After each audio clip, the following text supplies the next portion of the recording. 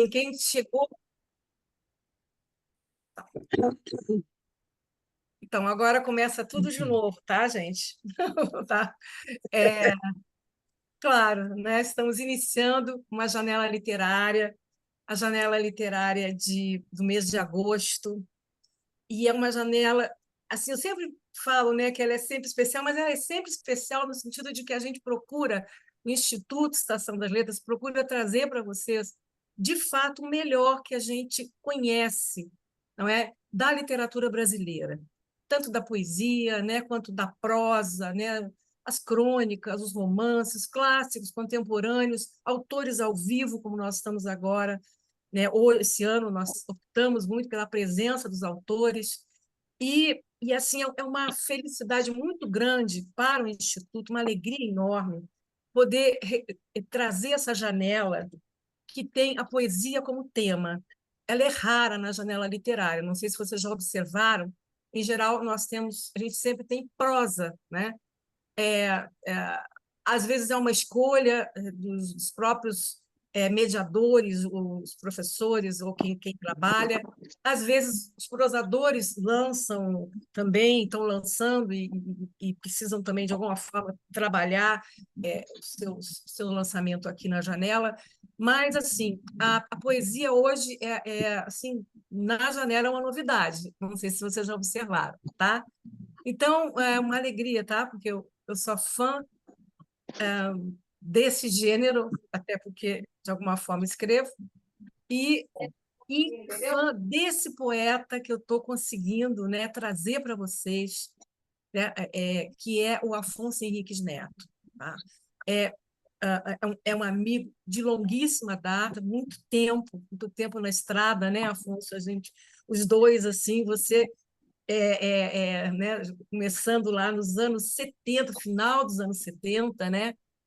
E eu iniciando também no final, mas assim, escrevendo algumas coisas e tal. Então, é uma admiração muito antiga, tá? Então, é a admiração pelo poeta, pelo intelectual, pelo tanto de energia que ele emprega no seu trabalho poético. É um trabalho como tradutor, como ensaísta, também, porque são os complementos, né? São complementos do nosso trabalho literário. Então, assim, a admiração é muito grande. E é por isso que eu estou aqui feliz por poder trazer Afonso aqui conosco. Obrigada por estar aqui e dar seu tempo para nós, viu, Afonso? Tá? Então, queria começar. Eu vou fazer uma leitura breve. Eu vou ler a bio do Afonso para vocês entenderem um pouco do que eu estou falando. Tem muito pouco aqui do que ele já fez e faz, mas é um resumo. Né? Nasceu em Belo Horizonte, Minas Gerais. Graduou-se em Direito pela Universidade de Brasília. Em 1972, mudou-se para o Rio de Janeiro, onde mora até hoje. Publicou em edição independente o primeiro livro de poesia, O Misterioso Ladrão de Tenerife, em coautoria com o poeta Eudoro Augusto, no ano de 1972, ainda em Brasília. Infelizmente, o Eudoro faleceu em Brasília esse ano, não foi, Afonso? No início do ano. Foi, há poucos meses atrás, é. Há Muito poucos meses triste. atrás, né? É. Assim, o tempo, às vezes a gente não tem muita noção, né, na rapidez, né, da internet, né, Uhum. também. O segundo livro, Restos, Estrelas e Fraturas, saiu em 1975 no Rio de Janeiro. Em 76, participou da antologia 26 Poetas Hoje, organizada por Heloísa Buarque de Holanda, que reuniu os trabalhos da chamada geração marginal, poetas que resistiam à ditadura militar. É, é importante dizer que dessa antologia, né, surgiram as principais vozes da poesia contemporânea, a poesia da qual se fala até hoje no país, né, como a Ana Cristina César, Vali Salomão, são muitos autores, né, aqui reunidos, né, aos quais ela deu voz. Né, eu acompanhei muito de perto todo esse movimento e assim sou um pouco testemunha ocular, né, da história, dessa história. Então, depois dessa antologia, ele publicou mais 12 livros de poesia, sendo os 3 últimos Cantar de Labirinto, em 2022, poema de fôlego épico em 16 cantos, Eixo de Abismo, poesia reunida em 2023, e Nervos de Mar, em 2024. Em 2009, saiu o livro de traduções Fogo Alto, poemas de Catulo, François Villon, William Blake, Rimbaud, Huidobro, Lorca e Ginsberg. Uma preciosidade esse livro, tá? Eu aconselho, todos os livros que eu estou falando são muito bons, mas esse realmente é uma contribuição imensa que o Afonso dá à, à, à, é, à literatura brasileira e à poesia brasileira. E aos poetas, né? Que muitas vezes os mais novos, contemporâneos, não têm acesso, né? A essa poesia que é fundadora, né? É uma poesia fundadora dentro do gênero poético que a gente conhece. Ele também publicou Eixo de Abismo, poesia reunida, em 2023. Tá. Em 2009 saiu o livro de traduções Fogo Alto. Eu falei já, eu parei e me desviei do assunto porque eu lembrei de falar mais, né? Em 2014, editou o livro de contos Relatos nas Ruas de Fúria. Em 2017, publicou a antologia Busca da Gema nos Destroços de Lisboa, Portugal. Em 2017, editou o romance Os Odiados do Sol. 2020, em 2020, publica a antologia poética com traduções de poemas de Arthur Rimbaud. Em 2021, publica também A Tulipa Azul do Sonho. Constança, a musa de Alfonso de Guimarães, que depois ele vai nos contar bem direitinho essa história, tá? Que é o Afonso, ele descende de uma família de poetas, e poetas da maior grandeza, tá? Ele vem de uma família de excelentes poetas, é uma tradição. Eu acho que se a família deve estar também nisso aí, que eu já sei, a família que você gerou está nisso também, já me falaram, né? Então, em 2023, organizou o volume Correntezas em Tinta e Versos, 4 séculos de poesia na família Guimarães. Tá? É professor aposentado do Instituto de Artes e Comunicação Social da UF, Universidade Federal Fluminense, e membro da Academia Mineira de Letras. E faltou dizer aqui que é um grande poeta. Eu já disse indiretamente, mas ele é. Afonso, vamos começar a conversar agora com você. Eu falei para você que eu ia falar algumas coisas, assim, mas de entusiasmo, puro entusiasmo mesmo. Mas nós vamos conversar sobre o título que você deu a esse encontro, né? Nervos de Poesia, tá? Que é você está assim um pouco fazendo digamos, é uma analogia ao título do livro Nervos de Mar que você acaba de lançar. Então, eu queria assim, saber, antes de entrarmos nos Nervos de Mar, né, que seria, né, para um poeta, né, ter nervos de poesia? Seria você se dedicar da forma como você já se dedicou a vida a isso? Você é uma das pessoas que eu conheço que mergulhou fundo, né? Nunca se desviou, está mergulhado, né, na poesia. Então, é isso. Bom, Suzana, obrigado aí pelas suas palavras, né? E boa noite para todos e todas, que eu estou vendo aí que tantos companheiros e companheiras poetas, né? Então, fico muito feliz por esse encontro. E, pois janelas literárias, como a Suzana me explicou, é um foco em cima de um escritor, né? No caso aqui, estou eu aqui para me apresentar a vocês e talvez eu vou começar por por essa coisa da família, porque sempre me perguntam isso, o que é natural, né? Eu sou de uma família realmente de escritores, né? Os Guimarães, né? Que eu posso recuar lá atrás, né? Falar de um escritor muito conhecido, que é o Bernardo Guimarães, que é um poeta romântico e romancista também muito conhecido, autor da Escravizaura e outras obras que são clássicas já da nossa literatura, né? Bernardo, o pai de Bernardo, que remonta ao século XIX, da época da Inconfidência Mineira, já era poeta. Foi o primeiro poeta da família.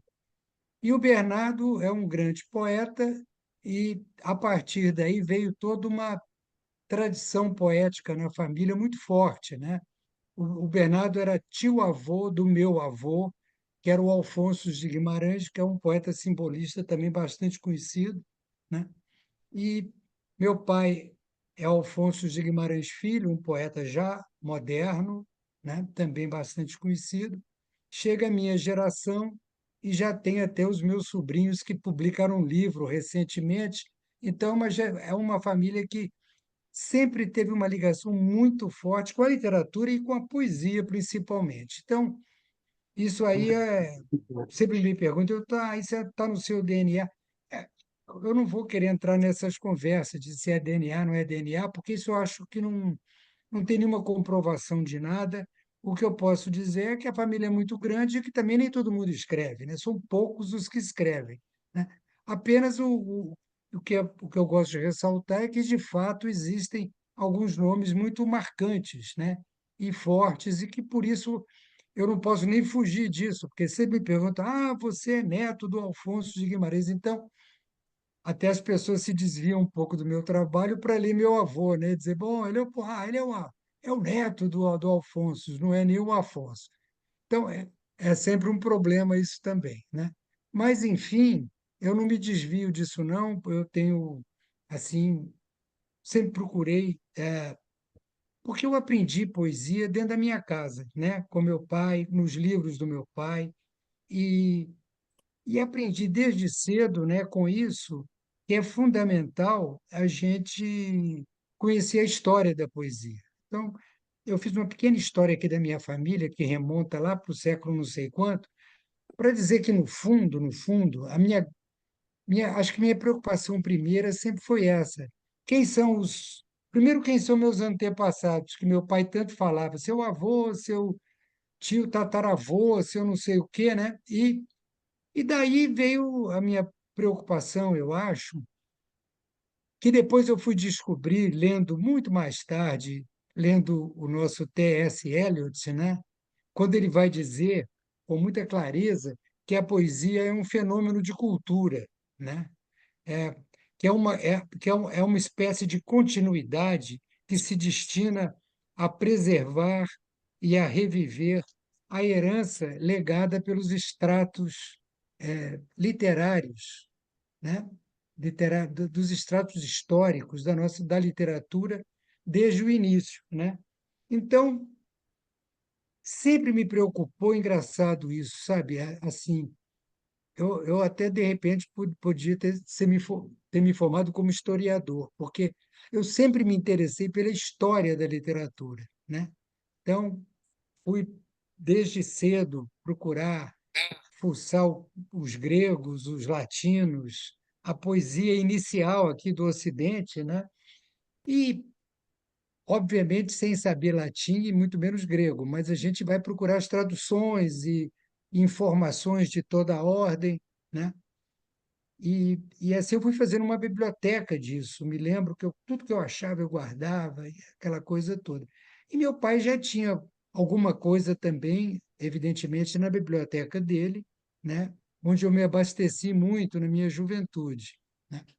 Bom, o que eu quero dizer com isso? É que quando eu comecei a publicar poesia, né, o meu primeiro livro é de 1972, foi um livro alternativo que eu, Eudoro Augusto, esse poeta que foi meu companheiro de Brasília na universidade e que infelizmente faleceu esse ano, o Eudoro foi meu companheiro de início, assim, de aventura poética, e nós, lá num determinado momento, vivendo aquele problema sério da ditadura militar, né? A universidade ocupada, praticamente destruída no final dos anos 60 e início dos anos 70, nós pensávamos em editar um livro de poesia, mas sabíamos de antemão, já por experiência lá própria, que estava muito difícil publicar naquela época, né? Qualquer texto um pouco mais Que crítico, não precisava derrubou na ser um texto reunião? político, Eu muito estou menos vendo aqui, ó. panfletário. Claro que Mas isso cadê não meu tinha nem quadradinho? cabimento na época, né? Mas é, é, o, o- essa coisa de tentar publicar um livro e vendo as dificuldades nos levou a pensar num livro alternativo. E fizemos esse livro, O Misterioso Ladrão de Tenerife, uma espécie de diálogo entre eu e o Eudoro. A gente montou esse livro e um artista plástico amigo nosso, pintor, enfim, ele fez a programação visual e o livro saiu. E aí foi nesse ano que eu me mudei também para o Rio de Janeiro, porque Brasília, para mim, estava ficando irrespirável por conta da ditadura. Eu pensava em fazer até, de repente, carreira na Universidade de Brasília, mas vi que não tinha muita solução. Consegui um emprego no Rio com Antônio Ais, na enciclopédia que ele fazia na época, como redator, e me mudei para o Rio. Bom, aqui no Rio, o Eudoro veio logo em seguida também para o Rio, porque ele também não estava aguentando ficar mais em Brasília, veio tentar a vida aqui, e nós lançamos o Misterioso Ladrão de Tenerife numa pizzaria em Ipanema, porque a gente também, como o livro era um livro totalmente alternativo, que a gente carregava debaixo do braço, a gente também não queria lançar em livrarias e lançamos num lugar e onde os jovens frequentavam na época, a gente lançou lá. Eu não conhecia ninguém no Rio, eu estava recém-chegado. E muito me espantou, eu estou contando esse fato porque muito me espantou o lançamento do livro, né? Porque apareceu muita gente.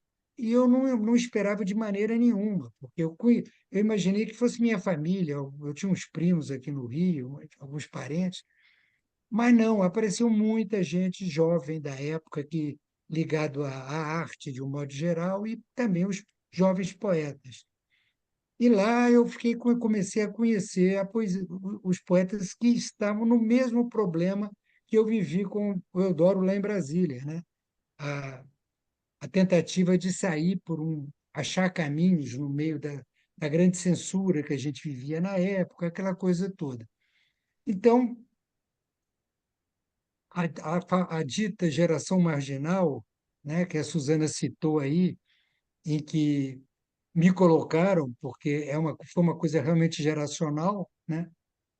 Ela estava ali, começou a estar presente ali, mas em 72, o nosso livro, O Ladrão de Tenerife, e um livro do Ali Salomão, que é Me Segura que eu vou dar um troço, né? Foi lançado em 72. Foram as duas primeiras obras. Sim, e teve o Chacal também. O Chacal estava lançando seus primeiros livrinhos, né, nesse período. Então, foi assim um trabalho inicial, né? E a gente lançou, e a partir de 72, nós tivemos uma série de lançamentos importantes dessa geração, até culminar em 76 com a antologia da Heloísa Buarque de Holanda, que ela reuniu a produção daquela geração numa antologia que ficou célebre e que até hoje é muito vendida, muito lida e tudo mais, teve várias e várias edições, né? Bom, então estou contando assim o meu início de trabalho. Agora, eu iniciei falando da minha preocupação histórica. Então, na verdade, é uma coisa que eu sempre notei na minha geração é que essa preocupação que eu tinha não existia muito, não, né? Os poetas, com as exceções de sempre, eles tinham. Havia uma ideia que eu acho que tinha, hoje eu vejo com muita clareza, né? Uma conotação romântica, aquela ideia de a vida vem na frente da arte, temos que viver e a arte. E aí vamos fazer um casamento de arte e vida. Havia essa ideia, né? Muito forte, muito marcada mesmo na geração. E isso de um lado era muito interessante, de outro tinha um problema que eu sempre me indagava. A, uma grande parte dos poetas começaram a ser apenas muito intuitivos, né? E um pouco despreocupados, vamos dizer assim, com um estudo mais forte, mais agudo desse gênero que se chama poesia, né? Esse gênero literário poético que tem uma história longuíssima, né? E aí eu sempre, desde o início, então, eu comecei a me sentir um pouquinho peixe fora d'água dentro desse aspecto, né, muito forte da geração. Era como se eu me sentisse marginal à geração marginal, né? Então, era o marginal da marginália. Mas isso não me incomodava, não. Apenas eu continuei esse tipo de caminho e hoje eu estou falando isso porque já tem todo o caminho para trás feito, né? Então eu posso ver com muita clareza que eu, de fato, caminhei um pouco sozinho nessa trilha, né? Com muito pouca gente me acompanhou nesse caminho, né? E foi o caminho que eu tracei, né? Quando eu venho a publicar agora, mais recentemente, o fruto desse trabalho, que são livros de traduções de poetas antigos e tudo, que sempre me interessaram, né? Isso é uma coisa que começou lá nos anos 70, né? Começou essa preocupação. Só que eu não achava que eu ia virar tradutor, nada disso. Eu lia não só porque eu gostava muito, como eu tinha uma curiosidade extrema de saber como é que era a poesia no século X, no século Y, como é que era a poesia para os gregos, para os latinos, como é que era a poesia na Idade Média, o que significava o que era uma balada medieval, tudo isso eu ficava atrás de informação. Estou aqui falando muito genericamente, mas é, o que eu quero marcar sempre é isso, a história da poesia, a história, né? Isso me preocupava demais. Interessante, nunca me abandonou, né? Então, de repente, eu comecei a ler, ao ler muito, eu comecei a descobrir coisas bem interessantes, que é perceber que, obviamente, é, nós todos, poetas, acabamos que, por repetir, não é, muita coisa do passado, apenas contextualizando. Porque os temas são os mesmos, as temáticas são os mesmos, a gente vai falar sempre dos nossos sentimentos, do amor, da morte, e os grandes temas, né? E todos esses grandes temas da literatura, e especificamente da poesia, já foram tratados, né, pelos gregos, pelos romanos, por aí vai. Então, me preocupava saber como é. Então, por exemplo, vamos dar um exemplo assim para ficar bem claro. Obviamente que a poesia lírica amorosa sempre me interessou muito, né? Me lembro de ter minha admiração extrema na época da década de 70 por Vinícius de Moraes, por exemplo, né? Adorava os sonetos de Vinícius, a poesia de amor de Vinícius, a lírica viniciana e todos os poetas líricos, né, me interessavam muito, né? Eu fui querer saber a história, então fui buscar e fui descobrir que, vamos dizer assim, a nossa primeira poeta, o primeiro poeta lírico amoroso era uma mulher, né, grega, que era a Safo de Lesbos, e cuja obra foi destruída pela Igreja ao longo dos séculos por ser uma obra que tratava de assuntos não interessantes para a Igreja, como o amor entre mulheres e coisas que por aí afora. Mas a Sá foi do pouco que restou da poesia dela é de uma beleza fantástica, né? E a temática do amor em Safo não, não difere em nada do amor, da temática do amor em Vinícius, entende? Ela está falando da paixão, dos amores, do que ela está sentindo por essa ou por aquela pessoa, e falando do amor também de uma maneira universal, né, e absoluta. E é belíssimo. O pouco que restou dela, a gente tem ideia do que pena que essa obra desapareceu praticamente toda. Mas, vamos dizer assim, quando eu descubro essa fundadora, eu fiquei eu, até hoje eu busco informações sobre ela. Tudo que surge da Safo nas livrarias que eu descubro, eu compro. Eu tenho em casa uma prateleirinha dedicada a ela, né? Como eu tenho uma prateleira dedicada a Homero, obviamente, que é o primeirão e é o maior de todos nós, né? Homero, tanto ele é tão grande que com as duas com as duas os dois poemas épicos dele, que a gente acaba que meio que aceita aquela teoria de que talvez ele não nem tenha existido, que na verdade aquelas duas obras foram uma construção coletiva do povo grego antigo, né? Que talvez um poeta, um aedo cego chamado Homero, teria dado uma forma final, ele e os companheiros dele teriam dado uma forma final àquela tradição é, belíssima, né? Da grega antiga, né? Falando dos grandes mitos, falando da Guerra de Troia e de tudo aquilo que a gente conhece. Então, obviamente que o Homero sempre também eu deixei uma estante para uma prateleira toda para ele. Esses fundadores, para mim, sempre tiveram enorme importância. Isso que eu quero deixar claro quando eu estou falando da história. E, a partir daí, eu fui, obviamente, fazendo a seleção daqueles poetas que mais me interessavam e que também fossem os mais importantes, né? E, na verdade, os grandes clássicos, vamos resumir logo assim, né? E, e deles, obviamente, eu vou ter minhas preferências, como cada um de nós tem suas preferências, né? E foi assim que eu fui me construindo como poeta. E isso me levou a uma coisa interessante, foi eu descobrir coisas muito, muito doidas mesmo. Por exemplo, eu tinha um poema muito antigo dos meus primeiros livros, tinha um título de Escrito na Água. Eu achava isso uma ideia maravilhosa, porque, puxa vida, aqui, achei uma metáfora belíssima, fiz um poema até que eu gosto do poema, sabe, de escrever na água, essa coisa toda. Eu me lembro que meu livro saiu com esse poema e tal.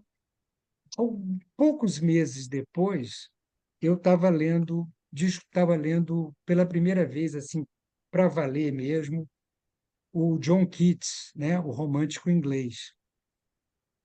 E lá, no início do livro, eu leio que o Keats escreveu o epitáfio, um epitáfio próprio para ser gravado no túmulo dele, em que ele dizia que aqui jaz um poeta cujo nome foi escrito na água.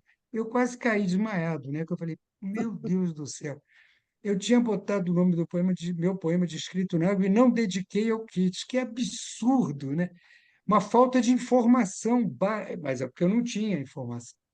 Fui pegar a informação depois. Então, eu aí, bom, falei, o dia que eu reeditar esse livro, eu vou dedicar esse poema ao Keats, até marquei direitinho e tal, né? Mas eu fui descobrindo depois que essa coisa de escrever na água está em vários poetas ao longo do tempo. Um dia eu estou lendo Shakespeare e descobri que Shakespeare escreveu isso também numa das peças dele. Alguém diz lá, pelas tantas, que isso é como escrever o nome na água. Eu falei, meu Deus, bom. Então eu falei, então eu tenho que dedicar a Keats e Shakespeare. Então eu vou começar a fazer a lista, né? E eu descobri depois que isso está em Platão e isso está num poeta latino chamado Catulo, que eu gosto muito, né? Aí eu falei, bom, então eu vou esquecer isso, não vou dedicar a ninguém, porque essa expressão é uma expressão universal, né? Que perpassou toda a história da poesia. Uma expressão, uma metáfora, seja o que for. Como eu descobri, eu não, eu li que a Safo, pela primeira vez, uma metáfora ultra manjada, ultra conhecida, que é Luar de Prata, né? Outra muito conhecida, Maçã do Rosto. Isso está em Safo pela primeira vez, pelo menos o que foi registrado, né?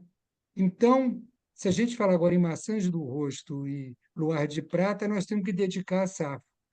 Então fica impossível, né? Porque isso já é uma linguagem comum, já caiu na corrente comum da linguagem, né? Da nossa língua e todas as línguas.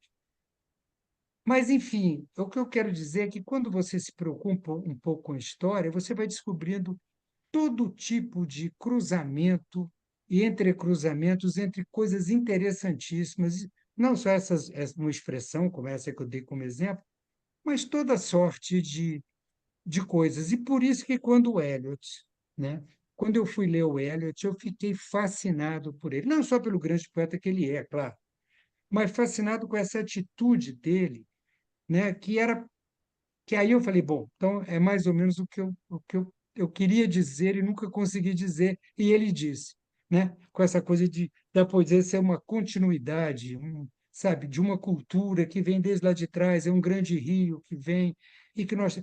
E o Eliot vai escrever, entre outras coisas incríveis, aquele famoso The Wasteland dele, né? A Terra Devastada, que é um livro maravilhoso, é um poema em 5 movimentos, em que ele, no final do poema, ele faz as famosas notas dele, dizendo que, dentro desse belíssimo e longo poema dele, ele teve influências de toda a ordem e ele colocou dentro do poema citações de todo mundo e tal, principalmente dos dramaturgos ingleses da época de Shakespeare, né? E por aí vai. Ele bota dentro do livro dele Baudelaire e poetas de vários lugares, enfim, e ele aponta de, ó, esse verso aí não é meu, não, esse verso foi tirado de tal trecho do Baudelaire, de tal trecho de fulano, de Baudelaire.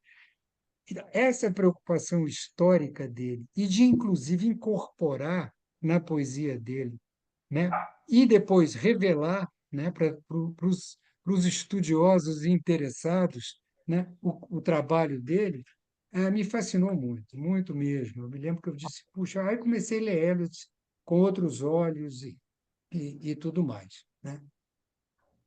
Mas, enfim, eu acho que eu dei um pontapé inicial falando disso, porque isso foi um caminho que me marcou, mais ou menos que eu tracei para mim, né, ao longo do tempo. Afonso, uma coisa, uma observação assim, né? Que é tão importante eu ouvir você, esse depoimento seu, né? Que é um depoimento de uma vida toda, né? De trabalho, de observação e de percepção, né? Você persegue isso, né?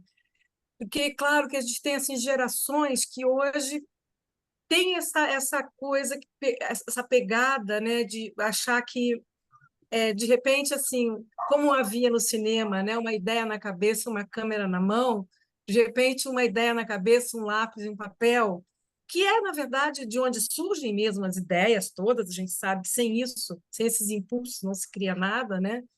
Mas é importante, né, você remeter a esse sobretrabalho, esse trabalho, que é um trabalho que, que o poeta precisa cultivar dentro de si, né? Assim, a leitura, né? A leitura, o conhecimento, né? Quem veio antes. Isso que você falou das metáforas é uma maravilha, né?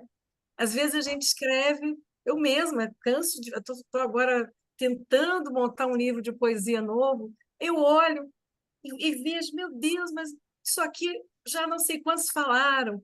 Quer dizer, também a gente não pode se deixar prender por isso, né? Como é que faz para fugir dessas armadilhas ou dessas repetições que às vezes não acrescentam tantas coisas a um poema bom, né?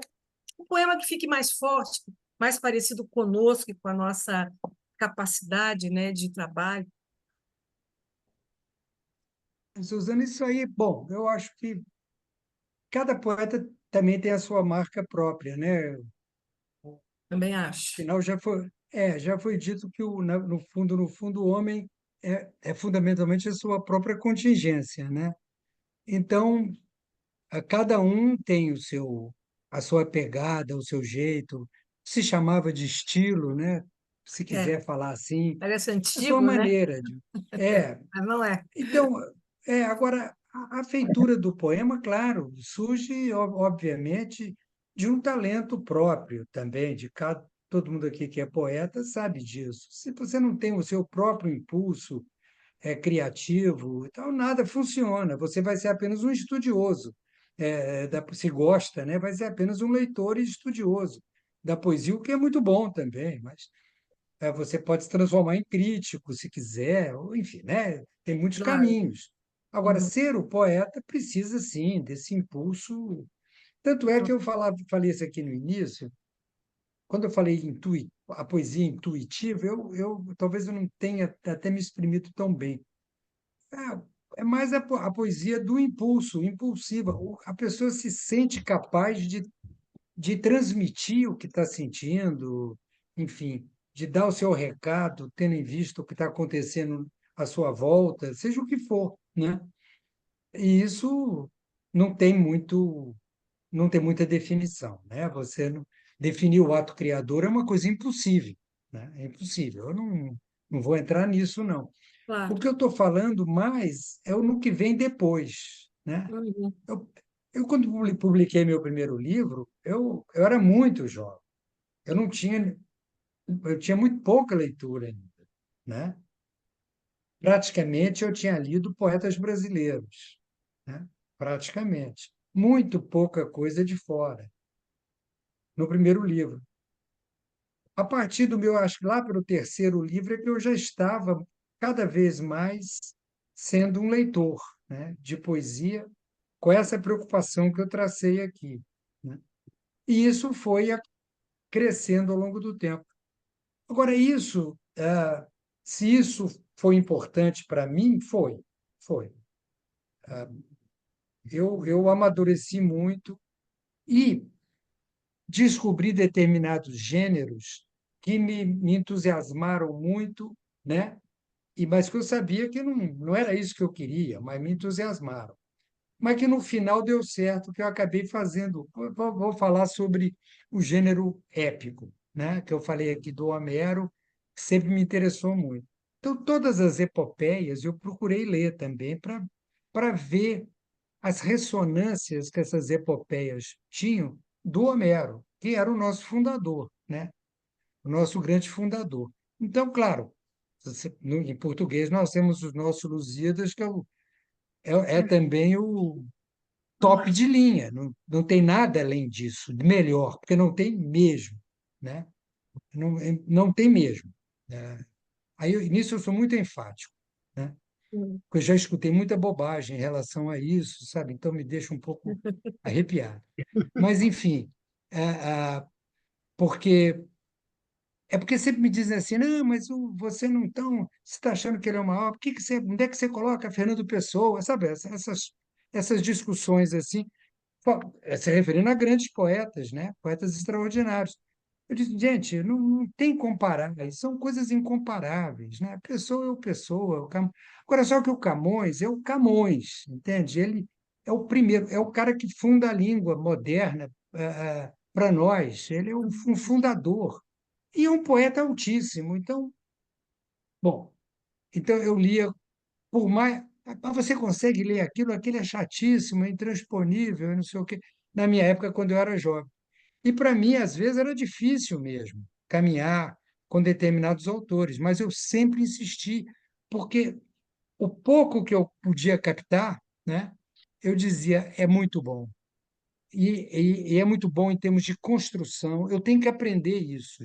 Aprenda, cara, você é analfabeto nisso. Entende? Então, isso sempre me marcou muito. Muito, muito, muito. Né? Uhum. Então, eu sempre. Ainda bem que eu fui dar aula na universidade, porque dentro da minha geração, às vezes eu discutia muito isso, sabe? Ah, você está muito preocupado com os clássicos, quando estava todo mundo iconoclasta quebrando tudo à minha volta, porque a geração de 70 quebrou tudo, o que é ótimo, quebraram a beça, né? E tal. Eu também quebrei da minha maneira muita coisa, mas eu ia e voltava, que eu dizia, gente. Presta atenção, a gente não pode esquecer isso. Né? Então, essa velha discussão, mas eu não vou entrar nisso agora, não, porque senão fica muito extenso. Mas, então, a minha preocupação com essas leituras. Né? Então, o gênero épico eu fui trazendo, e, de repente, eu descubro no Brasil Jorge de Lima com Invenção de Orfeu, que é um livro extraordinário. É um épico moderno, em 10 cantos, com ressonância camoniana direta, porque o Lusíadas também são em 10 cantos, então o Jorge Lima não fez de graça a épica, o épico dele também em 10 cantos. Aliás, o primeiro poema da Invenção, ele faz referência aos mares nunca dantes navegados, né? Então estava nítido que ele buscou um caminho ali e ele fez um livro épico moderno com um tom surrealista bem do Jorge, maravilhoso. É, eu acho, eu não gosto de falar as coisas, uma coisa a mais, mas eu acho o melhor livro da poesia moderna brasileira, né?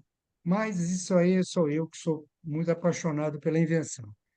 Mas, claro, sei de livros importantíssimos. Eu tenho um livro assim que eu leio muitas vezes, pelo menos uma vez por ano eu releio, que é o Claro Enigma do Drummond, por exemplo, que não é um livro épico, é um livro curto, mas é um livro perfeito. Quando você pensa numa joia perfeita, eu sempre penso, entre outros livros, tem vários, mas o Claro Enigma me veio na cabeça agora porque é uma das joias que eu preservo do meu lado, né? Então, eu sei, esses poetas eu admiro muito, mas o Jorge de Lima fez um trabalho único, né? Não vou dizer único, porque existe um trabalho também de fôlego épico, que é o Cancioneiro da Inconfidência, da Cecília Evidência. Meirelles, que é extraordinário também. Bem feitíssimo, tecnicamente exemplar, tudo que você quiser. De bonito ele tem aquele livro, né? Como, como Cecília é, né? Que é uma das maiores poetas da nossa língua, né? E então eu não esqueço do Cancioneiro dela, que eu também tenho do lado assim. Tenho a Invenção do Orfeu, tenho o Cancioneiro. Esses dois livros para mim são fundamentais nesse poema épico brasileiro, né? E aí é interessante, eu estou contando isso porque eu, no fundo, sempre tinha vontade de escrever um épico, né? Também. Mas dizer, Afonso, você está maluco? Isso é. E aí chegou um ponto aí que quando eu me aposentei na universidade em 2014, há 10 anos atrás, eu parei e falei assim, pô, está na hora de você escrever teu épico. Agora você está só com o seu trabalho poético, vai fundo, né? Eu já tinha ensaiado algumas coisas, escrito um canto, assim, deixado de lado. Como é que você quer fazer esse livro? Como é que eu imaginava fazer esse livro também, que não era um épico camoniano, era um épico de agora, todo quebrado, todo, né, falando de tanta coisa, né? Do tempo moderno, do tempo atual, da atualidade. E aí escrevi um livro que depois se titulou Cantar de Labirinto, né? O Cantar de Labirinto eu não fiz em 10 cantos, eu produzi 12 cantos. E um amigo meu, o Sérgio Com, é editor, né? Eu mostrei para ele, assim, em estado bruto, ele ficou fascinado. Afonso, eu quero editar isso.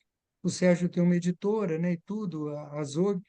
E aí, em 2016, 17, sei lá, por aí, saiu a primeira edição, né? Aí eu fiquei muito feliz de publicar esse livro. Aí veio a pandemia, e durante a pandemia eu resolvi fazer uma coisa que ficou na minha cabeça, que era Olha, eu sou um releitor permanente dos meus próprios trabalhos. Eu releio coisas do passado, eu refaço coisas que eu fiz lá atrás e digo, ó, como é que ficou melhor.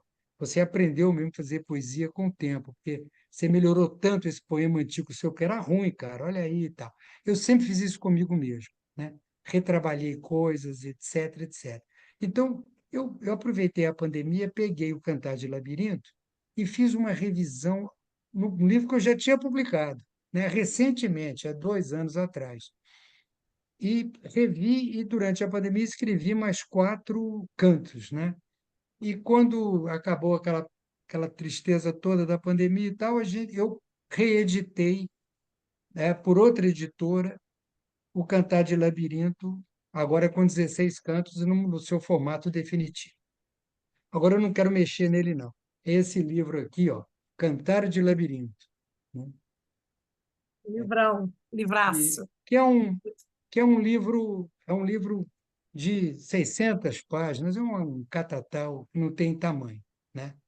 E aí, quando terminou todo esse trabalho, foi um trabalho realmente hercúleo, assim, para mim, eu, eu, eu fiquei muito feliz. Eu estou contando porque esse livro me deu uma satisfação imensa, porque foi um sonho de muitas décadas, né, de trabalho, desde o início, desde que eu li Homero pela primeira vez e depois, principalmente, quando eu mergulhei na invenção de Orfeu, do nosso Jorge de Lima, já com a realidade brasileira, né, tudo isso. Eu falei, eu tenho que fazer uma coisa minha dentro desse espírito, dentro dessa ideia, dessa concepção assim meio gigantesca, né, de fôlego muito amplo. Isso nunca saiu da minha cabeça, né?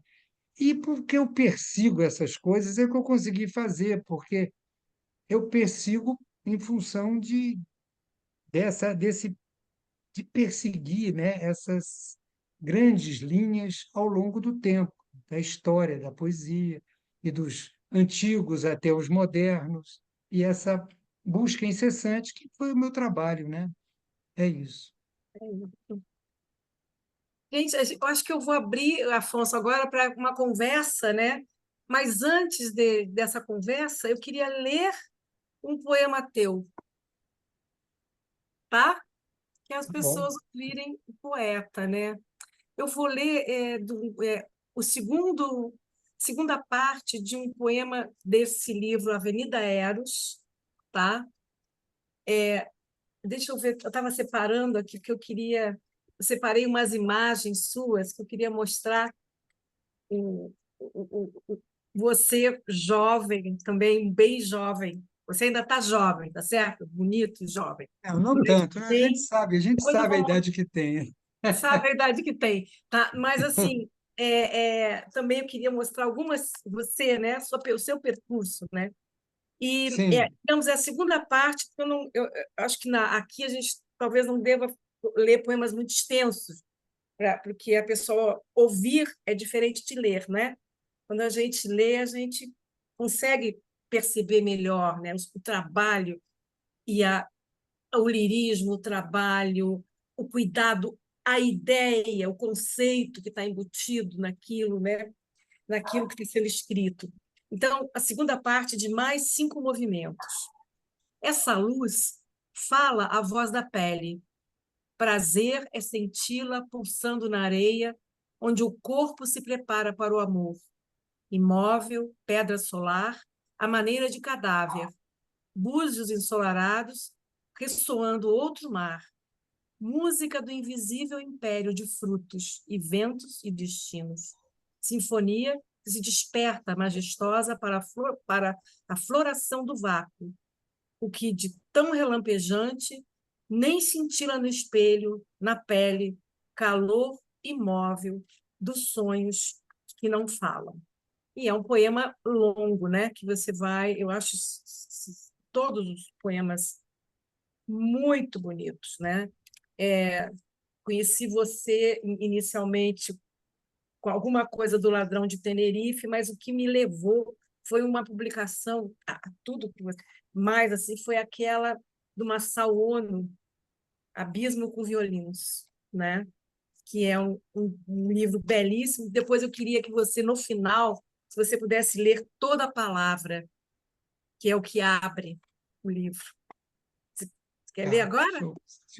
Ele não Deixa eu precisa ser no ver se. final, pode ser agora, Tá bom, mas eu tá? tenho que achar o Ah, abismo tá. aqui. E depois você deve ter separado. Não, no final, não. Separar o livro do Nervos, alguns poemas do Nervos de Mar, tá? Eu Tá. quero te fazer, depois de ler, uma pergunta além, tá? É uma pergunta interessante, que eu acho que interessa a todos aqui.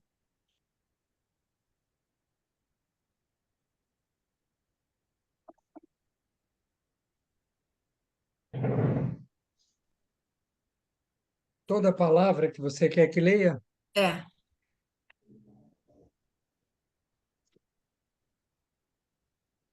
toda palavra. Língua de segredos, arquitetura de vulcões, sonoridade em cor profunda, nômades do sentido, os batalhões labiais, velares, palatais, borbulhas, cachoeiras de bichos enlameados, vapor do signo, mel noturno de nuvens esmagadas, calendário translúcido, oceano em lâminas incandescidas, mágica de pedras escarlates, sol, cabeça do mito, usina de fábulas, espéculos, fetos lunares, plantação de sonhos, murmúrios de constelações, acme dos mortos a sobrenadar, luz abstrata, resumo das águas, matemáticas do vento, história dobrada em si mesma, estranheza do número. Imaginar é verbo infinito.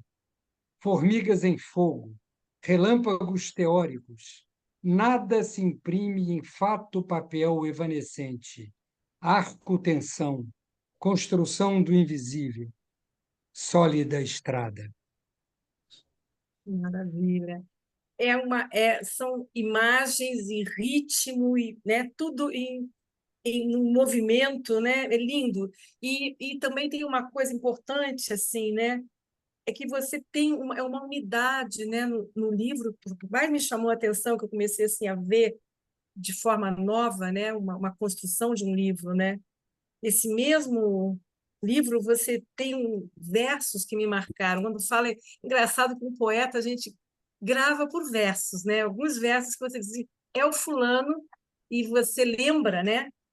Então, aqui, né, você vem falando e você, a segunda parte, tem final do texto, você diz assim, quase que como, digamos, continuando essa introdução meio vulcânica, né, aqui, né, que você diz assim, meu tempo, relâmpago sobre verbos mortos, esclarecei o vôo do cristal, o gume da luz, o agudo hino, ó sonho do nada sobre o mar divino.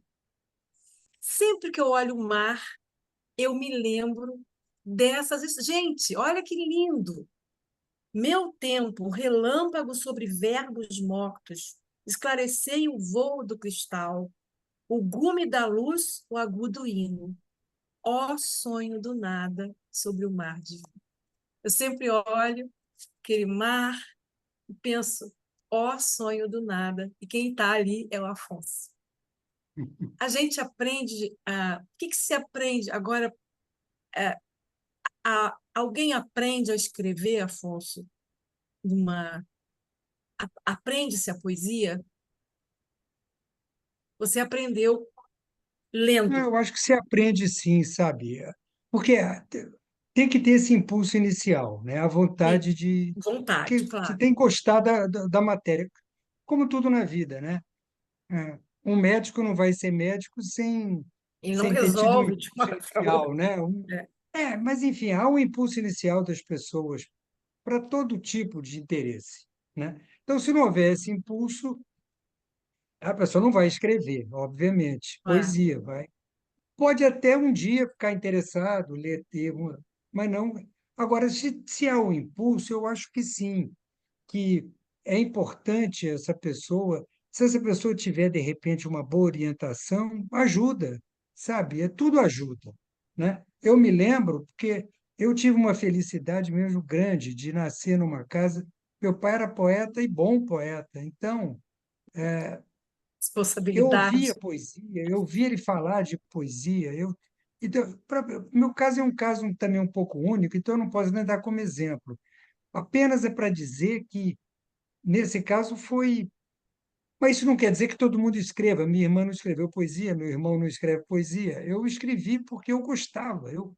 Desde pequeno, eu gostava de fazer meus versinhos, né? No início, dizia assim: Ah, você está imitando o seu pai, né? Eu dizia: estou, tudo bem. Tem nada a ver, né? Depois eu fui ver que não era imitação de pai nenhum, é porque eu gostava disso, né?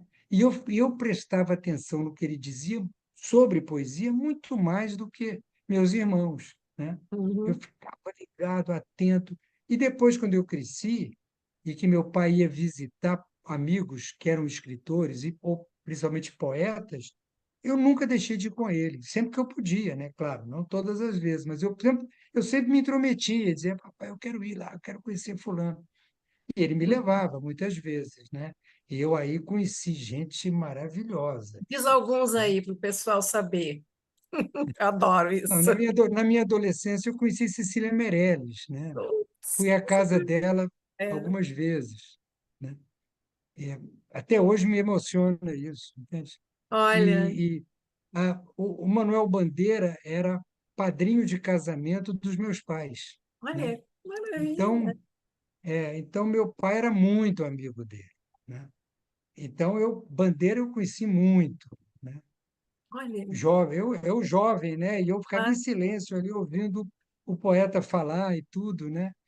E Drummond, Drummond, meu pai foi amigo a vida inteira. Então, Drummond, eu sempre que papai ia se encontrar com ele, eu tentava ir, sempre que podia, então eu tive muitas e muitas vezes e por aí vai. Eu falei três grandes nomes, porque três grandes claro, luminares, né, da nossa poesia. Mas tem todo um bando de gente boa mesmo, né, que eu tive a felicidade de conhecer por conta do meu pai. Então, agora, havia essa minha preocupação, porque depois eu notava que só eu ia, né, na maioria desses encontros, né? Meus irmãos não iam, eu é que porque eu adorava poesia, né? Eu adorava ler Drummond, adorava ler Bandeira, adorava ler Cecília e outros, né?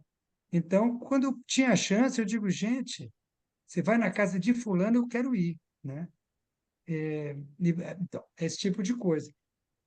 Aí depois eu até frequentei muito o Plínio Doyle, que tinha uns os sábados, encontros, famosos encontros sabadoiles. sabadoles, em que ele reunia todos os amigos escritores lá. Aí eram escritores variados, né, intelectuais de toda a ordem, e também nomes da poesia importantes. E eu, muitas vezes, aí eu levava meu pai à reunião, levava ele de carro, e geralmente eu estacionava o carro e subia junto, né? E ficava lá no meu canto, eu era também bastante jovem, e a turma era a turma bem mais velha, né? Claro. E, e- então, eu me lembro de tudo isso que você me pediu para lembrar, porque isso fez parte da minha formação, muito, muito, muito, né? Então, acho que é importante ter Contar. um, vamos dizer assim, ter um caminho de leitura e de estudo, sim, sabe? As leituras básicas tem que ensinar. Na faculdade, eu ensinava isso obsessivamente para os jovens, lá, meus alunos, né? Uhum.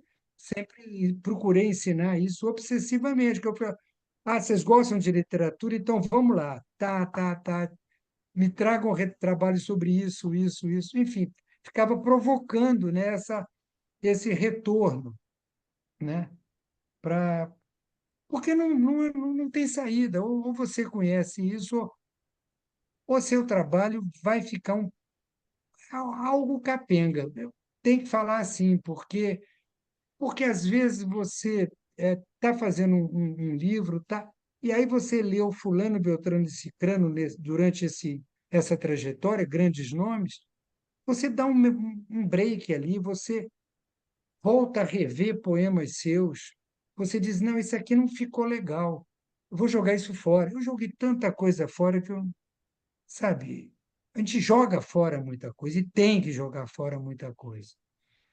E, e aí eu notei uma coisa também, e a idade, como é que é? Você amadurece, você acerta mais. Para mim, a maturidade é acertar mais. Eu hoje escrevo. Eu, com 20 anos, tinha que escrever 100 poemas para acertar um, sabe? Hoje eu tenho que escrever só 5 para acertar um. Eu acerto muito mais, né? Então, isso é maturidade, isso é leitura, isso é tempo de estrada, isso é bom, né? Isso é muito bom nesse aspecto. Porque outro dia eu descobri um caderno meu, quando dos meus 20 anos, eu ficava morrendo de rir lendo, né? Porque era muito ruim, né? E, no entanto, tinha coisas no meio daquela coisa muito mal feita, assim, muito tinha coisas muito bonitas, um verso de repente, né? Eu digo, gente, olha que. Aí, puxa, separei esse verso, separei aquele outro, que eu vou usar, porque isso foi bonito, isso está legal. Então você vai. E no meio desse caderno inteiro, eu descobri, para surpresa minha, eu nem sabia, né, que estava ali, um poema que eu gosto muito até hoje, que está no Ladrão de Tenerife, né? E que eu publiquei, então, esse eu publiquei. Então, naquela época eu já sabia que esse era bom, né? E publiquei lá, né? Eu posso até ler para vocês, que é um poema que eu Lê gosto. sim. É um poema de 20 anos, né? Uhum. Vou ver aqui. Chama-se Poema.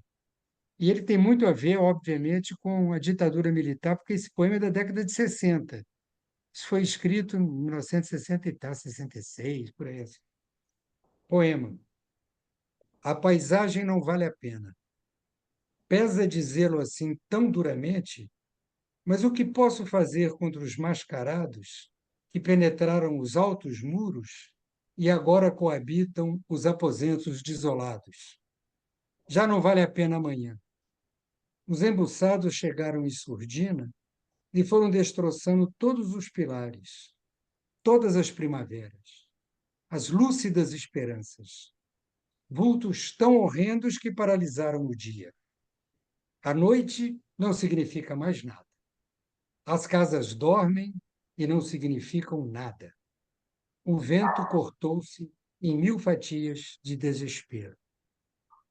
Que dimensão canta além da treva? A face repousada, os olhos claros. Então, este é um poema feito lá atrás, assim, né, bem mesmo da minha juventude. E ele estava no meio desse caderno com mais uns 80 poemas, sei lá quantos, né? E que eu não aproveitei nada dos outros. Nada, nada, nada, nada. A não ser, como eu falei, tirar um verso daqui e pensar outro verso dali, né? Então era assim. Agora, na maturidade, você tem. Eu até me lembrei de uma história engraçada que meu irmão é artista plástico, ele me contou uma história de um pintor famoso, que eu não me lembro o nome dele, mas não importa o nome. É que um amigo dele chegou, ele já estava mais bem velho, esse pintor. Um amigo chegou na ateliê dele, ele estava pintando um quadro com a mão esquerda. Aí o cara falou: Que isso, cara? Com a mão esquerda? Você sempre foi destro? Ele falou assim: Não, mas é que a minha direita está muito sábia, né? Então, eu achei muito bom. Então, ele já não aguento mais pintar com a mão direita, porque ela sabe tudo, né? Com a esquerda está muito difícil.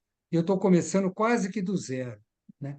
E isso é interessante também, né? Você pensar essas coisas, né? Uhum. Por isso que eu gosto dos cadernos antigos. Eu vou lá e digo, tá ruim, mas aqui tem algo romântico, interessante, um fogo que eu não tenho mais, nem aquela coisa toda que a gente sabe como é que é. Mas, enfim, Afonso, lê agora uns dois poemas do teu livro, do Nervos de Mar, né? E aí a gente abre mesmo para o público, porque eu falei que ia abrir, comecei a acrescentar, já tem gente querendo falar, e eu estou aqui. Então, a gente, só para experimentarem um pouco desse novo livro do Afonso, tá, Ivone? Estou vendo que tem mãozinha ali, viu? Já estou olhando todo mundo.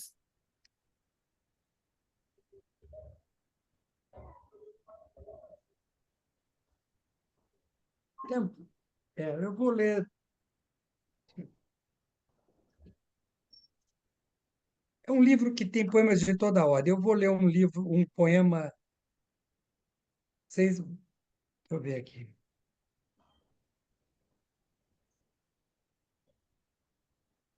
Eu peguei aquela classificação do Ezra Pound, né, de que a poesia ela é, por excelência, é, fanopeica, melopeica e logopeica, né? Uhum. A, Sim. a fanopeica sendo as imagens, a melopeica a questão do ritmo, do som, da melodia, do verso, e a logopeica que seria a poética da razão, né?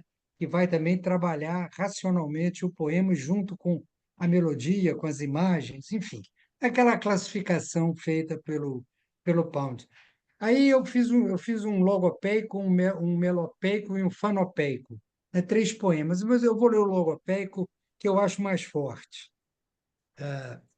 Que o logopédico é mesmo aquela coisa de você buscar a essência da poesia, mas através de um olho mais racional mesmo, né? De dizer, sabe, ah, tal palavra, se eu usar ela fora do contexto, ela vai funcionar melhor. É uma coisa da razão e que ajuda o poema. Bom, o poema diz o seguinte: logopédico, manter viva a língua. Deixa eu botar o óculos aqui, desculpa. Manter viva a língua, fazê-la sempre nova. Decadência é a palavra a se perder do sentido. Noite que apaga o entardecer em laivos de ferrugem. Quando flui abortos por todo lado, no fogo, na mídia, no chão, na internet, na água, na política. Rugem nuvens. Manter viva a língua é o poeta outra vez a deslizar em mar grego, em Campina Latina, nos verbos de sons da Provença, nos encaracolados barrocos cabelos camonianos, e de toda parte cantar a cristalina matriz. Manter viva a língua é dar nova luz a cada palavra, é mergulhar na tradição para respirar a raiz. Sangue a cobrir de seda um sol de aromas. E não se satisfazer com isso, e tramar a crítica mais ácida sobre a complexa herança, e outra vez arder nas árvores da invenção. Despersonalizar-se para se alçar na imensidão, pois sonhar o novo poema é diverso da mera ironia, mero sarcasmo, do infantil quebrar de louças nas lojas da estupidez, ou nos relâmpagos de poentos clichês. Manter viva a língua é ofício de amor e suor insanos. Leitura e escrita de treva e delírio, coragem e vertigem, ritmos e miasmas dos pântanos a se dissolverem na suculenta alvorada. Manter viva a língua é ir sempre além de cuspo e porrada. Beleza! Esse é o logopédico. Maravilha. Agora eu vou ler um poema, então, dedicado, já que eu estou falando da língua, né, já li toda a palavra, eu vou ler um poema dedicado à língua portuguesa, né, a nossa língua, que eu escrevi ao modo de Fernando Pessoa, né? O poema chama-se Ao Modo de Fernando Pessoa. Diz o poema: avulta o sonho a dar graças aos deuses ou às deusas que há ou não, mas que fazem arder o universo em tensão da língua portuguesa. E por possíveis ou implausíveis caminhos, quantos mal a consideraram, quantos a maltrataram, ó excelsa mestra de altissonante riqueza, que avulta o ouro feito fulgor em majestade, forma da sempiterna imagem que na carne das palavras exalça coração e verdade. Em toda certeza, rútila realeza este alto rosto da língua portuguesa. Uma pequena homenagem à nossa língua. Maravilha. Mas esse livro é muito diverso. Ele tem nervos de mar, mas tem nervos de ar, tem nervos de fogo, tem nervos de terra, tem nervos de toda a ordem dentro, né, dentro do livro. É um livro dividido. E quando eu falo de nervos, eu estou falando dessa coisa que a gente sente mesmo, né? Essa coisa aguda, né? Que nos provoca, que são os nervos da poesia que você comentou aí no início, né? Que é esse fogo que, como diz o Camões do Amor, que arde sem a gente saber onde e por quê, né? Antes de passar agora para a Ivone, eu só vou ler, assim, lembrar que tudo vai, ele vai lendo, né? Aí eu vou anotando aqui, né, os versos. E ele falou, por exemplo, né, que é tão importante que o poeta não esqueça, né, que escrever, né, a poesia ela mantém viva a língua, é manter viva a língua. Mais adiante, se você puder, explica, e depois você diz assim. E aí, ele, na verdade, ele explica depois. É uma explicação que que é poética, que é metafórica, que é, enfim, imagética, né? Manter viva a língua, e mais adiante pula um verso e diz assim: dar nova luz a cada palavra. Eu acho que a resposta já está no próprio poema, né? Em que ele vai, digamos, glosando, que na poesia, na verdade, é uma glosa, né? Você vai glosando a, algum conceito, alguma coisa, né? Que você vai repetindo de outro jeito. Eu sempre falo um pouco sobre a questão da unidade na poesia, né? Quando eu dou aula sobre poesia, e eu falo sempre nessa história que a unidade ela é um pouco isso, é isso, né? O modo que você repete e você sai com aquele objeto, né? Único e diverso, tá? Ivone, você quer perguntar? Vamos começar. Oi, boa noite. Muito feliz de estar aqui. Estou me sentindo privilegiada, né, de ouvir poesias tão lindas. Mas falando dessa sensibilidade, né, da escrita, eu queria saber do Afonso a inspiração. Segundo Vinícius, né, é preciso um bocado de tristeza nesse processo da criação. E o que te move? É tristeza? Olha, eu acho assim, quando eu considero meu próprio trabalho, eu sinto que a tristeza está muito presente, sim, né? Que a tristeza de toda a ordem, não é só você está triste porque aconteceu um fato, é às vezes talvez uma tristeza de não saber de fato, não é o que é a vida, né? O enigma que a gente que nos cerca, talvez isso, talvez tanta coisa. Mas esse sentimento, o sentimento da euforia, da alegria, ela não está, ela também é poética, todo sentimento é poético, mas o da tristeza realmente provoca mais a escrita, sim. Acho que nesse ponto Vinícius tem a sua razão e eu acho que sim, tem mais a ver. Agora, isso é muito relativo. Na verdade, eu acho que também tem aquela coisa que o Rilke dizia: para se escrever um poema, tem que se viver intensamente a vida, né? Você tem que estar vivendo intensamente a vida. No que você está vivendo intensamente a vida, fatalmente, se você é poeta, vai chegar um momento em que você vai querer dar voz a tudo aquilo que você está vivendo, né? Seja do lado mais triste, seja do lado mais alegre, não importa, né? Seja o poema mais melancólico ou um pouco mais otimista, não importa. Importa que para produzir você tem que viver intensamente sua vida. Por isso é que é tão importante, não é? Os amores, né? A participação social, seja, enfim, todos os movimentos humanos mais agudos, mais fortes, mais importantes, né? Tudo isso é muito bom. E aí, eu, por exemplo, leio poesia com muita paixão, sabe? Eu sempre li poesia com muita paixão. Isso eu sempre notei na minha vida. Não sei se deu para mostrar aqui um certo entusiasmo meu com os poetas, né, antigos. Eu não leio a antiguidade como uma peça de museu. É como uma peça viva, entende? Eu descobri com os poetas latinos que eles são muito modernos. Eles têm uma linguagem coloquial, eles são muito atuais. Só que eles, claro, estão falando da realidade do tempo deles, tudo bem, mas eles são coloquiais. Eles são, eles parecem que estão batendo papo com você. Então eu sempre os li com muito entusiasmo mesmo, sabe? E querendo dialogar com eles. Foi sempre assim a minha leitura com esses caras, né?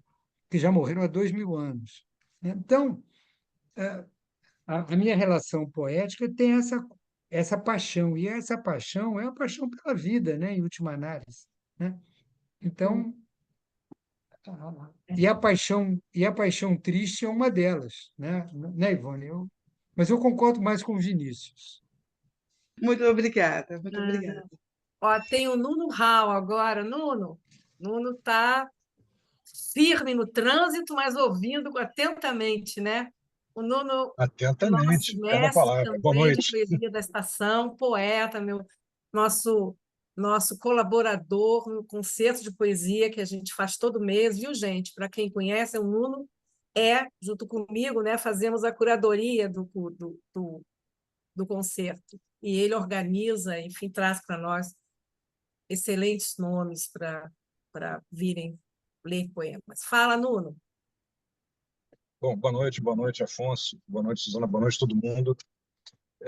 Afonso, você falou muito pouco hoje sobre a sua relação, a relação de sua poesia com o espaço urbano, com a cidade. Em todos os seus livros, desde o primeiro, tem alguma transa ali com a cidade, enquanto espaço político, espaço simbólico. Aí, se você pudesse falar um pouquinho disso, eu gostaria, se você achar que cabe, né? E se der tempo, ter uma outra questão, você falou sobre essa questão da maturidade, com a qual eu concordo plenamente. Mas aí aparecem as exceções que desafiam a regra, né, como Rimbaud. Como é que você explicaria, dentro desse quadro, o aparelho de um Rimbaud? Boa noite, Nuno. Muito bom falar com você. Olha, vou começar pelo Rimbaud, né? Porque o Rimbaud é um caso único. Então, a gente é tão difícil falar de Rimbaud, porque há, há um poeta extraordinário que escreveu praticamente dos 15 aos 20 anos e nunca e parou ali, né? Então, foram 5 anos de produção, adolescente praticamente. Quando ele pisa na idade adulta, ele para de escrever, né? Então, o Rimbaud é um caso único, é um caso realmente único. Por que que é único? Porque ele tinha uma genialidade para a palavra poética de tal ordem que não era só pela palavra poética. O Rimbaud conhecia técnica de verso como ninguém conhece, sabe? Ele é um sonetista magnífico. Ele escreveu a grande maioria dos poemas dele em formas fixas, usando principalmente o decassílabo, né? E então, ele é um poeta que conhecia uma coisa que eu não falei hora nenhuma aqui sobre técnica literária, né? Que é importante conhecer a técnica poética, sabe? E que Perfeito. uma coisa que minha geração deixou de lado, não, porque a gente quebrou tudo. Não, não é questão. Eu também não uso muito. Eu não escrevo soneto a 3x2, nada disso. Mas eu quero saber o que que é isso e como se constrói tudo em termos poéticos, tudo, né? Que é meu campo, a hora bolas. Eu quero saber, quero conhecer, quero tentar construir também, né? Então, o Rimbaud, eu ao longo do tempo, aí vi a figura de Rimbaud muito mitificada, dizendo assim, um jovem que tinha um impulso fantástico, um fogo poético, escreva. Era, claro que era isso, mas era ancorado numa técnica que eu não sei onde ele aprendeu, que a família dele, o pai foi embora, era um sujeito meio louco e tal, que largou a família. A mãe, coitada, tinha que trabalhar dia e noite para dar comida lá para os filhos, eram 5, né? Tal, 6, sei lá.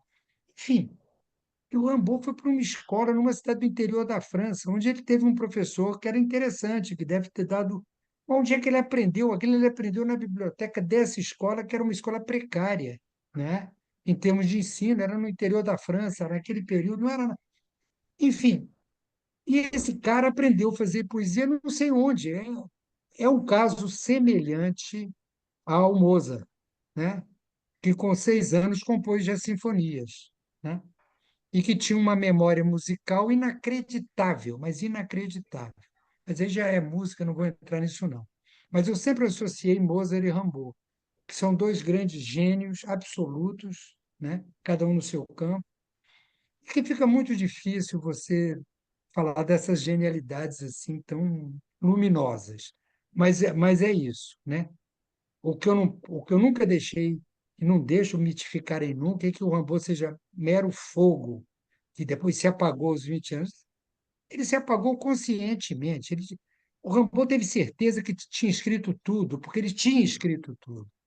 Ele tinha feito uma obra e ele já sabia de antemão que era clássica, né? E quando os poetas de Paris, Verlaine à frente, né, viram a obra, os poemas, disseram, porra, é, é é clássico mesmo. Esse cara sabe, ele é gigantesco. Ele tem que ser colocado na prateleira do Baudelaire, né?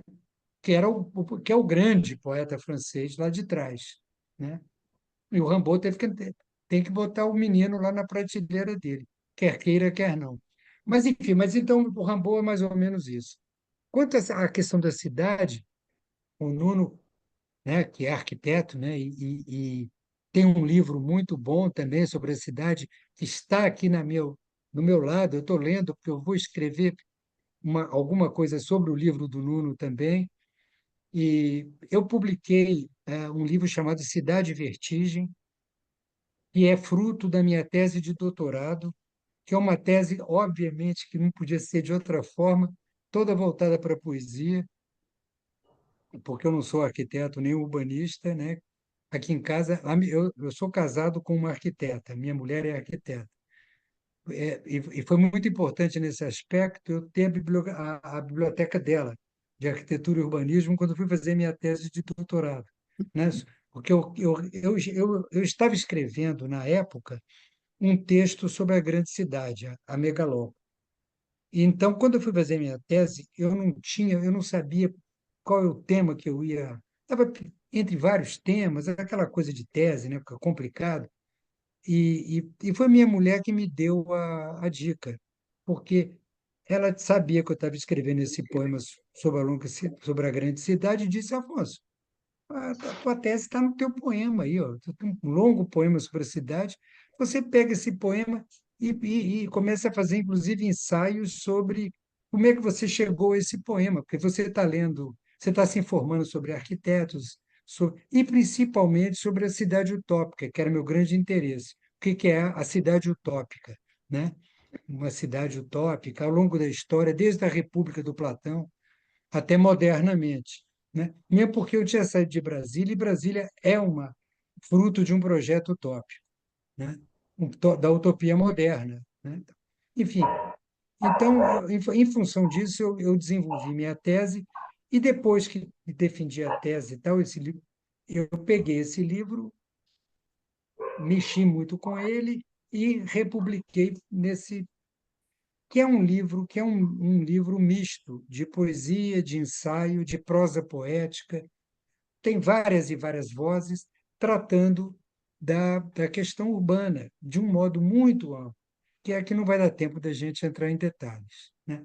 Mas foi bem lembrado pelo Nuno, né? Que é um aspecto do meu trabalho que eu considero importante, sim, e esse livro, para mim, é um livro totalmente especial, porque eu fui me meter num campo que não é o meu, né? E tive vários desafios, que enfrentar vários desafios, mas eu acho que eu me saí direitinho lá, eu acho que é um livro que eu gosto muito. Gente, uma hora e meia passa correndo, né? Eu vou deixar andar um pouquinho, que a gente começou um pouquinho mais tarde, dá mais uns 10 minutos, né, Tati? Uns minutinhos. Tá E sim, com certeza. então, tem alguma pergunta que eu não estou vendo mãozinha levantada ainda, tá? Se alguém quiser, eu peço atenção naquela mãozinha. Acho que eu tenho que. Tati, se você vê alguém, se não tiver, eu tenho algumas duas perguntas para fazer. Eu queria dizer uma coisa assim, que é importante dizer, né? Ai, não, primeiro eu tinha separado, antes que eu esqueça. Olhem que lindo. Esse é o Afonso Henriques Neto. Olha que bonito. Lá bem, bem, né? Lá para o primeiro livro, segundo livro, assim, né, Afonso? Depois eu Pois é, tenho aqui, olha, mas isso é olha, outro Afonso, isso não sou eu. não, é o mesmo poeta forte. Olha aqui as imagens bonitas, né? Legal, e olha aqui também a letra também, que tem uns versos que ficaram muito conhecidos, né? Muito citados, né? Você diz, né? Ser infinitas palavras, não precisar de nenhuma. Engole o peixe com a espinha e tocarás a guelra de Deus. Aprende todas as palavras antes de reduzi-las a uma. Ser infinitas palavras, não precisar de nenhuma. Beleza, a poesia, né, que se dirige ao silêncio, né, na verdade, né? Que é Elias Fajado quer fazer uma pergunta. E depois eu faço a minha outra, que eu não fiz a pergunta que eu queria, mas faz, Elias. Vai lá. Pode falar. Ó, O microfone está desligado. tá desligado o microfone, querido. E a gente não está te vendo direito, viu? Só está vendo o dedo.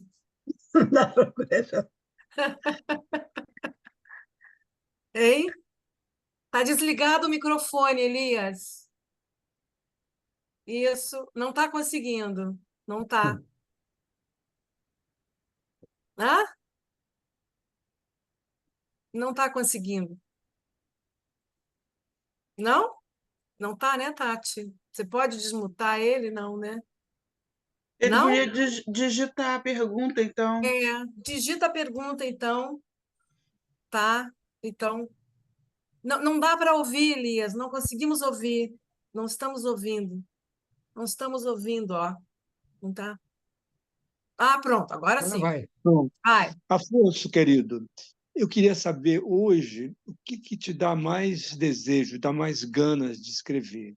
Poesia lírica, amorosa, é, poesia política, poesia filosófica. O que te impulsiona? O que te dá tesão de sentar para escrever poemas? Elias, que bom falar com você. Quanto tempo, né? Pois é, quanto A tempo. gente conhece o Elias desde lá de trás, da década de Isso, 70. de 1900 Puxa, antigamente. é um prazer grande falar com você. Legal. Olha, Elias, eu não sei. A, po- a poesia que me dá mais impulso poético ainda continua sendo, acho que a poesia amorosa, sabe? A Ah, poesia legal. lírica amorosa.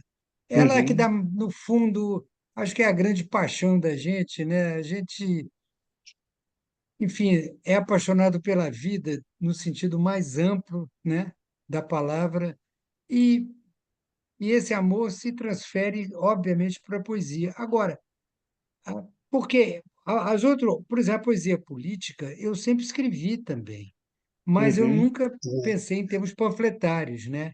Minha poesia Certo. política o amor também entra nela, porque eu sempre trabalhei a poesia política seguindo os moldes de um poeta latino chamado Propércio, que é minha grande admiração, em que ele trabalhava justamente o discurso político através do amor, né? Ou seja, ele atacava César e dizia: Eu não quero nada com a sua guerra, César, porque eu quero ficar namorando a Cíntia, que é a minha musa, né?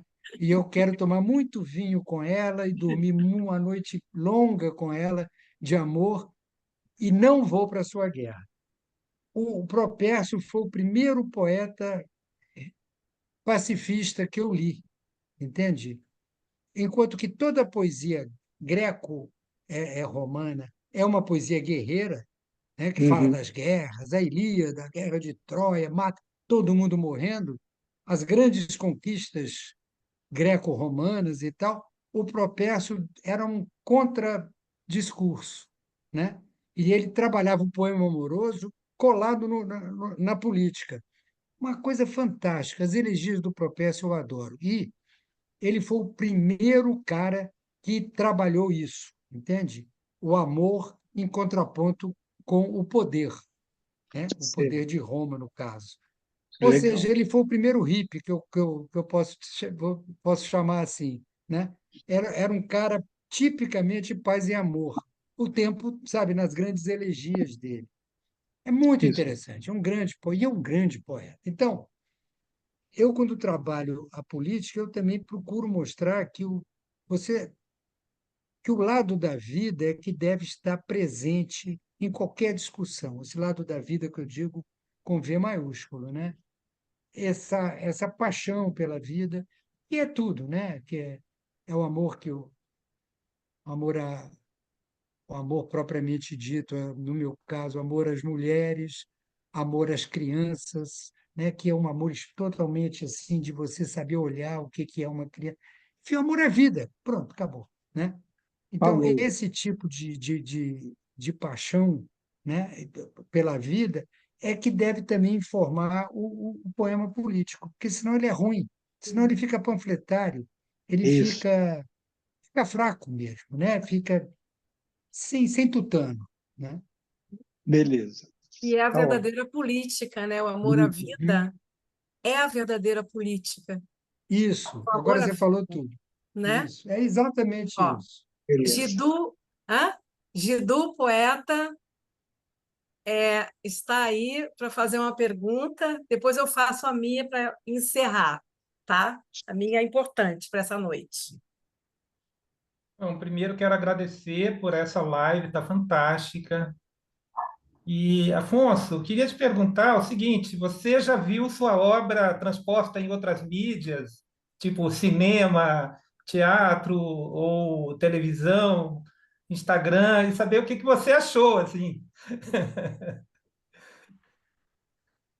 Eu acho bem legal quando você descobre, né, uma interpretação de coisas suas em outra mídia, né? Bem legal.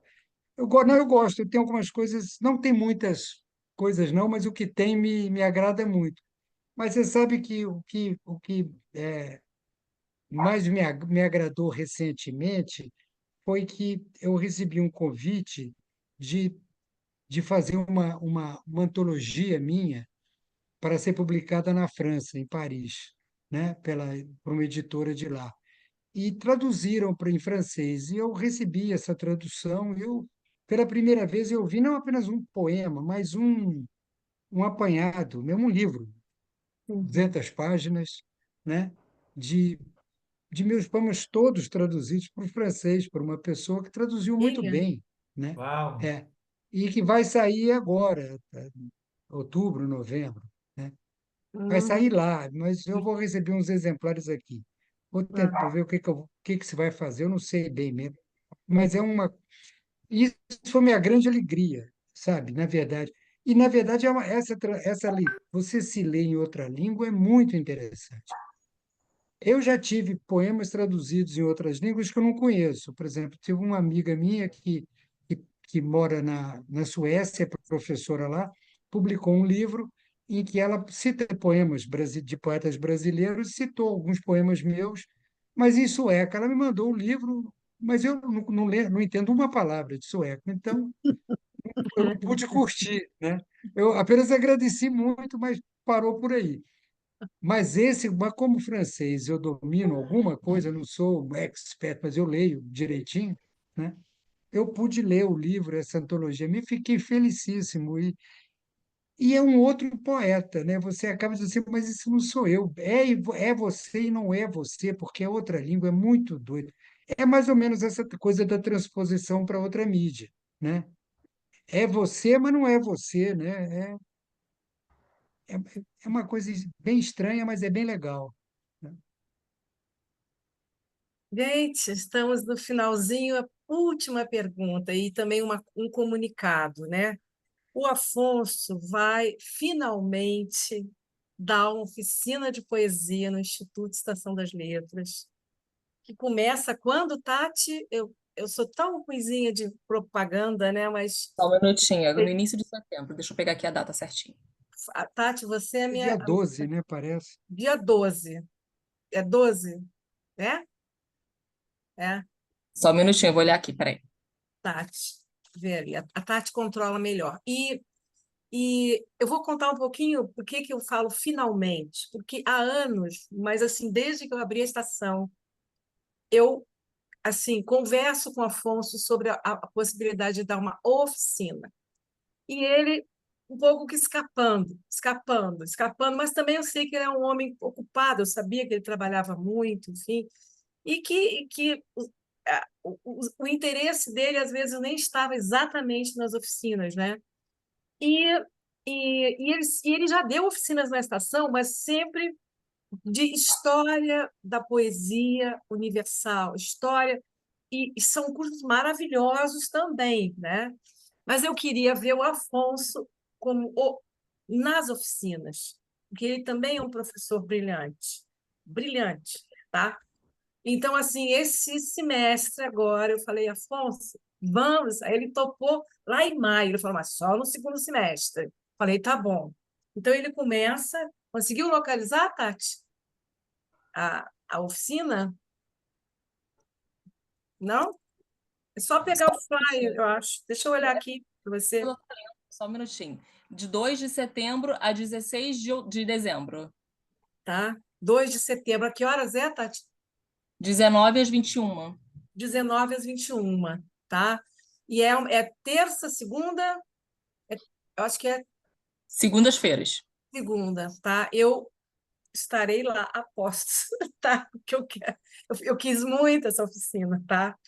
E tá, então assim, estou dizendo para vocês, né? Se vocês puderem divulgar também, estamos divulgando a oficina ainda, tá? E tem vagas limitadas, porque não é possível fazer oficina com uma multidão, né? Então, assim, primeiro agradecer aqui publicamente ele ter aceito da oficina, porque eu sei que foi assim custoso, né? Mas eu estarei lá, né? E, enfim, fala, Leonilda. Tem algum programa já estabelecido? O Tem, que é que vai Tati, acontecer? Sim, Tatiana, você Eu pode mando, eu vou mandar. Eu posso botar no grupo lá. No está grupo do... bem, está bem. coloca no grupo dos meninos, das meninas. Olha só, viu? Portugal aí. É às 7 da noite. Nesse dia Eu você vai também estar. aproveito para agradecer, porque realmente gostei muito dos poemas, gosto muito de imagens, eu também faço poesia, mas quer dizer, pronto, não Aham. chego aos calcanhares, não é? Sim, Leonil. Do Afonso. De qualquer modo, achei belíssimas as imagens, gostei muito, portanto, para mim a poesia também tem que ter algum ritmo e beleza. E a beleza, de facto, de onde é que nos vem a ideia de beleza? Vem daquilo que se vê. Portanto, concordo muito com o que o Afonso diz, de estarmos sempre a observar e, portanto, daquilo que nos rodeia e, portanto, estar alerta e, de vez em quando, ter esse impulso de escrever. Acho de facto muito. Gostei muito, muito dos poemas, muito. Qualquer um, gostei de todos. Só que já sei como é para comprar um livro do Brasil para aqui, é um grande problema. Quando alguma amiga minha for ao Brasil, eu mando vir, que é muito complicado para chegar cá.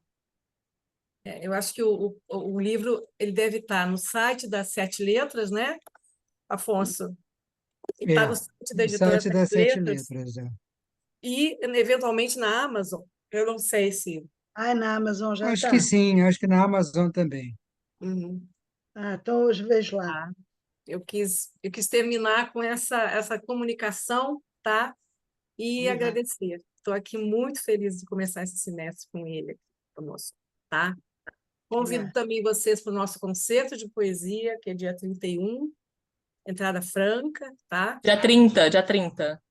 Ai, viu? Eu sou péssima. Tem que alguém me dar um help. Dia 30, gente, O tá? concerto é À- pessoal, não é, Às Susana? 19 horas. Mas Não, é 18 pessoal, horas. não é nos quadradinhos, pois não? Não Ah, é é via Zoom, é não. nos quadradinhos. É um concerto assim. É um concerto de Ah, poesia. pronto, então É está bem. online, Leonilda, tá? Vamos trazer a poeta Tatiana Pequeno, tá? Eu e o Nuno estaremos lá e convido todos vocês. É na sexta-feira, não é sábado mais. Eu adorei que mudou para sexta. Então, pronto, que maravilha. Mara, poeta maravilhosa, Mara, vai estar Obrigada. conosco, assim como a Lila e tantos. Olha, Ana Cristina Leonardo, de Nova York. A estação está ficando muito chique. Eu estive agora em Nova York, então eu vou encerrar, assim, primeiro agradecendo muito ao Afonso, né? Sempre. E olha só, mostrar a minha caneca nova que eu comprei em Nova York. Olha o que diz aqui. Ah, Comprei na biblioteca municipal, na biblioteca pública de Nova York, que é uma maravilha, né? Falei, eu vou levar a caneca nova e what are you reading, né? Now, ah, hoje nós estamos lendo Afonso Henriques Neto. Muito obrigada. Quer falar uma palavrinha de despedida, Afonso? Não, quero agradecer muito, sabe, essa recepção carinhosa que você me deu, né? E agradecer a presença de todos e todas enfim, é muito bom conversar. Eu gosto muito de conversar sobre poesia. A noite fica até curta, mas foi muito prazeroso estar aqui com vocês, tá bem? Obrigada.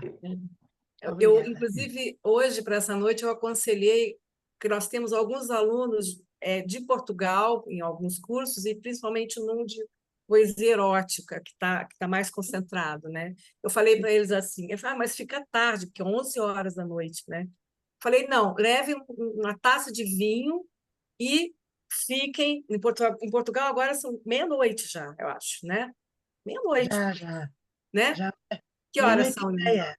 Meia-noite Oi? e Hã? meia. Ó, Meia-noite e meia-noite e 47. meia, né? Meia-noite e 47. Quase uma. Eu Já falei, leve passa, uma taça Suzana. de Já vinho. passa da meia-noite Já e não passa há também. vinho. Meia-noite E não e há Rapaz, 47. eu vinho. vai... Não, eu vai na base do cigarro mesmo. Mas o meu conselho tá valendo, viu? Tá? Tá. Então, ficou tarde, pega um vinhozinho, depois só deitar na cama e dormir, o que o vinho ajuda, tá? Muito obrigada pela presença, adorei ver tanta gente legal. Thaís também lá dos Estados Unidos, né? Todos, né? Assim, olha, o Domingo Gonzalez chegou depois, mas falou: eu quero ver Afonso, ele, né? Vânia Osório, Rosália já tinha falado, todos assim, Ana Cristina, tanta gente bacana. Elias, Nuno Raul no seu carro, valentemente, o Faz seu a foto, papel. Suzana. A foto! Vamos fazer. Eu tinha que fazer, pois é. Peraí, Coração. eu me atrapalho, mas vamos lá. Vamos lá, fazer um tchauzinho. Eu não sei se eu consigo. Vamos lá. É porque tem mais de uma pessoa. Se quem quiser abrir a janela para fazer a foto, eu agradeceria. Tá? Ana Cristina, a outra Ana Cristina Campos pode abrir? Quero te ver. Ah, Aninha, eu sei que você não pode abrir. Pronto, eu sei. Vou fazer assim da primeira página, que tem 2 páginas, entendeu? Então tem que aparecer todo mundo. É para dar tchauzinho? Para dar tchauzinho, pelo amor de Ah, Deus. Vou pôr Tchauzinho. coração. Coração. Coração. Coração, coração, que amor. Gente, vamos então para o nosso jantar, né? Vamos jantar e tal. E até a aula, porque eu vou estar nessa aula, eu acho que eu vou estar. Eu não sei. Eu vou tentar fazer, Afonso. Eu sempre tento fazer os cursos que eu quero fazer muito, né? Às vezes eu sou impedida porque às vezes viajo, não estou no horário, tenho que estar em algum canto que é também pela estação, tá? Um beijo para todos, tá? Boa noite para todos. boa E até noite. mais. Boa noite, obrigada. Obrigada. Boa Boa noite, noite, excelente tchau, final de tchau. semana para todos. Obrigada, Boa muito noite. obrigada. Foi ótimo. Foi ótimo. Amei, amei. Gostamos muito. Olha, Adriana Versiani, olha, agora eu estou olhando mais devagar todo mundo. Viva Vera Bastos, Maria Helena. Querido, Afonso, como é o Viva nome da sua mulher? Eu também sou arquiteta, fiquei Cissa. curiosíssima. Ela Cissa. chama-se Cessa Guimarães. Ah, minha amiga querida, diga que a Maria Helena McLaren mandou um grande beijo para ela. Tá bem, obrigado. Ah, que bom, Maravilha. que Legal. prazer. Um beijo, tchau. Obrigada Né? pela noite Tchau, linda. obrigado. Beijo, beijo, Beijo. Afonso.